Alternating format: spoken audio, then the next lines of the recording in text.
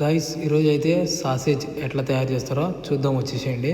ఇదిగోండి ఈ మాంసం ముద్దలు ఉన్నాయి కదా, వీటినైతే చికెన్ మాంసం అంటారంట. మరి నాకైతే అది ఏ మాంసం అర్థం అట్లా చూడండి. అట్లా కట్ చేసి నిలువ ఉంచిన మాంసం అది అట్లా కట్ చేసి దాన్ని అయితే ఒక మిక్సీలో వేసి దాన్ని మొత్తం రుబ్బి దానిలో కెమికల్స్ పౌడర్స్ కావాల్సినవన్నీ వేసి దాన్ని అయితే అట్లా తయారు చేస్తారు. సాసేజ్ అంటే మీకు తెలుసుగా, బర్గర్స్లో దానివల్ల ఉంటుంది ఎక్కువగా. మనం బయట రాష్ట్రాల్లో గోవాలో అట్లా అయితే నేను చూశాను, మన హైదరాబాద్లో అయితే చూడలేదు, కానీ ఇక్కడ కూడా అమ్ముతున్నారు. చూడండి అట్లాంటి ట్యూబ్లలో పెట్టి ఆ ట్యూబుల్ని స్టీమ్లోకి తీసుకెళ్ళి స్టీమ్ పట్టిస్తారు.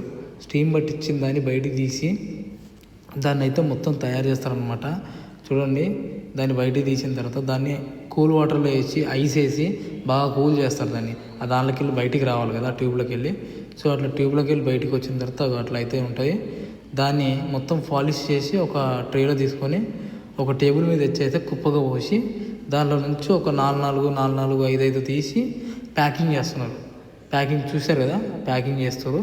ప్యాకింగ్ చేసిన దాన్ని అట్లా అంతా ఒక లెవెల్లో ప్యాక్ చేసి దాన్ని అయితే లాస్ట్కి ఒక మాదిరిగా తయారు చేసి సేల్ చేస్తారు.